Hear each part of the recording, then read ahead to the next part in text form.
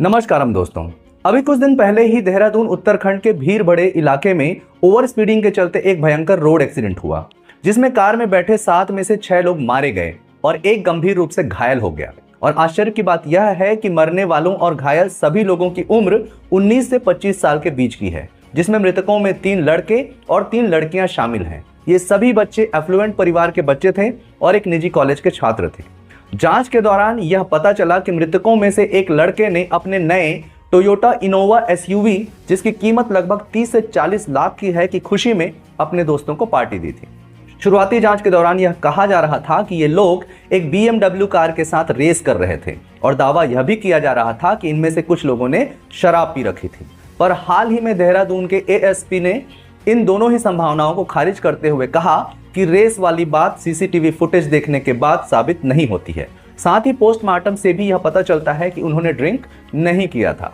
ASP ने यह साफ किया कि कार के निरीक्षण के दौरान उन्हें ब्रेक के नीचे पानी का एक बोतल मिला, जिससे अंदाजा लगाया जा रहा है कि एक्सीडेंट सही समय पर ब्रेक नहीं लगने के कारण हुई होगी।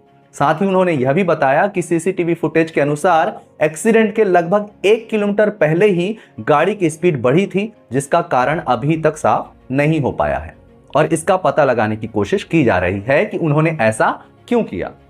तो दोस्तों, आज की वीडियो को बनाने का मकसद सिर्फ इस एक्सीडेंट के बारे में चर्चा करना नहीं है, पर इस वीडियो के माध्यम से मैं आप सबसे एक गंभीर और जरूरी बात पर चर्चा करना चाहता हूं, जो शायद मैं ही नहीं, आप में से ज्यादातर लोग सोचते होंगे। तो आइए वीडियो में आगे बढ़ें।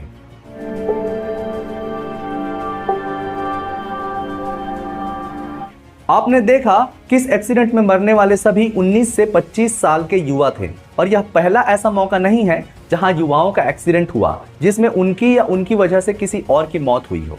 अभी कुछ महीने पहले ही पुणे में एक 18 साल के लड़के का पोर्स, जो कि करोड़ों की गाड़ी है, में एक्सीडेंट हुआ, जिसमें उसने साइड में खड़ी 2 लड़कियों को कुचलकर मार दिया। यह केस सोशल मीडिया और मीडिया में काफी समय तक बहुत ही ट्रेंडिंग पर था। खैर, अगर हम राष्ट्रीय राजमार्ग और परिवहन मंत्रालय और NCRB के आंकड़ों की माने तो भारत में कुल सड़क दुर्घटनाओं में मरने वालों में बड़ी संख्या 15 से 29 वर्ष की आयु तक के व्यक्तियों की होती है। अगर हम और फिल्टर करें तो इसमें भी 15 से 25 आयु वर्ग के किशोरों की संख्या ज्यादा मिलेगी। हालांकि खोजने पर भी मुझे सड़क दुर्घटनाओं में हुए किशोरों के मौतों के सटीक संख्यात्मक आंकड़े नहीं मिले, पर यह बात जरूर पता चली कि इनकी संख्या बहुत ज्यादा है। डेटा खोजने के दौरान NCRB का यूपी का एक आंकड़ा मुझे मिला, जिसमें 2021 का आंकड़ा यह कहता है कि उत्तर प्रदेश में 18 वर्ष से कम उम्र के 4518 बच्चों की सड़क दुर्घटनाओं में मौतें हुई थीं। दोस्तों, 2021 की ही बात करें तो भारत भर में कुल 4,12,432 सड़क दुर्घटनाएं हुई थी, जिसमें 1,53,972 मौतें हुई थी। यह आंकड़ा 2023 में बढ़ता है और 4,61,312 हो जाता है, जहां इनमें हुई कुल मौतों का आंकड़ा 1,68,451 तक दर्ज किया जाता है। भारत में ज्यादा एक्सीडेंट्स के केसेस उत्तर प्रदेश, मध्य प्रदेश और तमिलनाडु जैसे राज्यों में दर्ज होते हैं।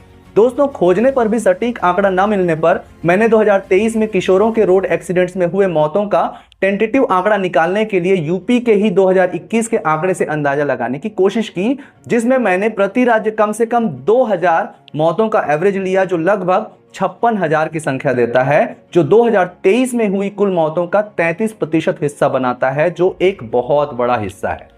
दोस्तों, देहरादून और पुणे जैसे केसेस की चर्चा करने और इन दुर्घटनाओं में किशोरों में विशेषकर 15 से 25 साल तक के युवाओं के द्वारा एक्सीडेंट करने या एक्सीडेंट का शिकार होने की चर्चा करने का मेरा उद्देश्य इस समस्या के मूल कारणों पर थोड़ी बात करना है, जो बाहरी तौर पर हमें नहीं दिखता है और न ही कोई इस पर बात करता है। दोस्तों, युवाओं की इन दुर्घटनाओं के पीछे कई कारण होते हैं जो पुलिस बताती है, जिसमें तेज रफ्तार गाड़ी चलाना, यातायात नियमों की अनदेखी करना, वाहन चलाते समय मोबाइल का उपयोग करना, हेलमेट या सीट बेल्ट न पहनना और ड्रग्स या शराब के नशे में गाड़ी चलाना।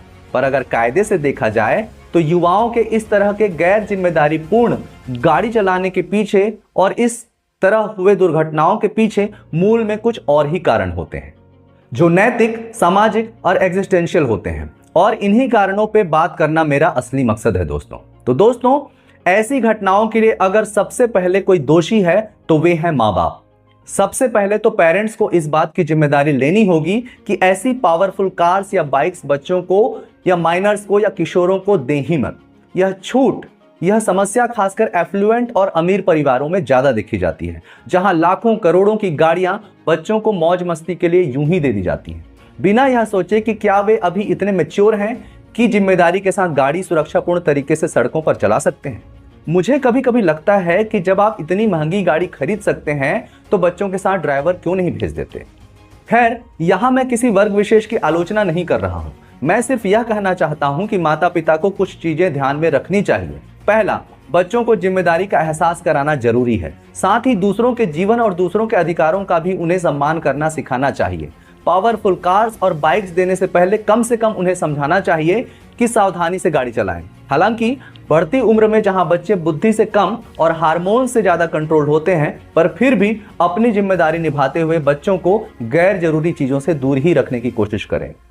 साथ ही मुझे लगता है कि बच्चों को खुद गाड़ी चलाना ना सिखा ड्राइविंग स्कूल भेजना चाहिए, ताकि सड़क के नियमों और जिम्मेदारी का एहसास उन्हें ठीक से हो सके। इसके पीछे दूसरा सामाजिक कारण जो मुझे दिखता है वह है टीनेजर्स के आज के समय के आदर्श। फास्ट एंड फ्यूरियस, धूम जैसी फिल्मों के हीरोज, सोशल मीडिया में रश ड्राइविंग करते बाइकर्स या ड्राइवर्स आजकल इन किशोरों, खासकर लड़कों को बहुत अट्रैक्ट करते हैं। इनको देखकर उन्हें यह लगता है कि तेज बाइक या कार चलाना, स्टंट करना बहुत कूल चीज है। आजकल भरी सड़कों में बाइकर्स भारी स्पीड में गाड़ी चलाते दिखते हैं, जो इन्हीं सब फिल्मों या सोशल मीडिया का प्रभाव है। जहां मुझे लगता है कि ऐसा कोई भी सोशल मीडिया प्लेटफॉर्म जो इस तरीके की असुरक्षित एक्टिविटी को इंडोर्स करता है, उस पर कुछ कानूनी लगाम भी लगने चाहिए। साथ ही बड़ों को भी बच्चों के साथ इस पर चर्चा जरूर करनी चाहिए। तीसरा सामाजिक कारण है युवाओं में बढ़ते नशे का चलन।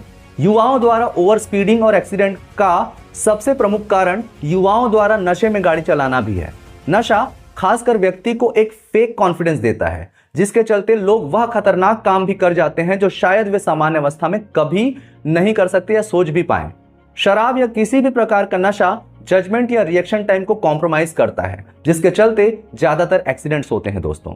और यह भी बड़ी विडंबना है कि drink and drive accident cases में किशोर टीनेजर्स भी शामिल देखे जाते हैं, जो कुल मिलाकर एक सामाजिक और नैतिक इशू है, जिसकी जिम्मेदारी अगेन घर परिवार के लोगों की ही बनती है। दोस्तों, चौथा कारण जो मुझे समझ में आता है वह है पूरी दुनिया में वोकिज्म के पागलपन का फैलना। वोकिज्म को अगर सरल शब्दों में समझें तो यह मेरी जिंदगी मेरी रूल फिलॉसफी है, जिसके चलते दुनिया भर में खासकर अमेरिका और यूरोपियन देशों जैसे एफ्लुएंट देशों में क्या तमाशा चल रहा है उसकी क्या ही बात करें। जहां लड़के लड़कियां बन रहे हैं, लड़कियां लड़के बन रहे हैं, किसी का प्रोनाउन क्या होगा इस पर लड़ाइयां चल रही हैं। यह वोकिज्म भी युवाओं की जिम्मेदारी का सेंस मिटा रहा है दोस्तों, और इस वोकिज्म का असर हर कहीं हो रहा है।